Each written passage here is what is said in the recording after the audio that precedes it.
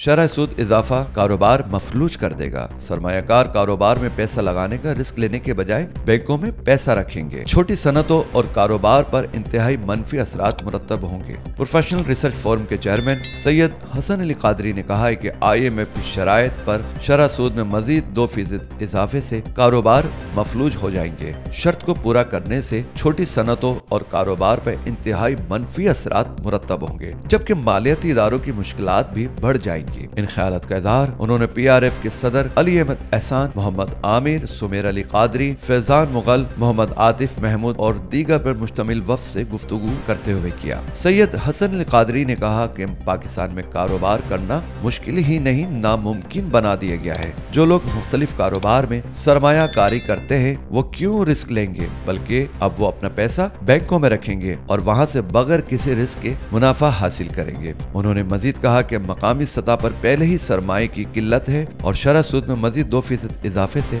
हर तरह का कारोबार मफलूज होकर रह जाएगा। मजीद वीडियोस देखने के लिए हमारी वीडियो को लाइक करें, सब्सक्राइब करें और बेल आइकन को जरूर क्लिक करें ताकि आने वाली वीडियो आप तक बआसानी पहुंच सके।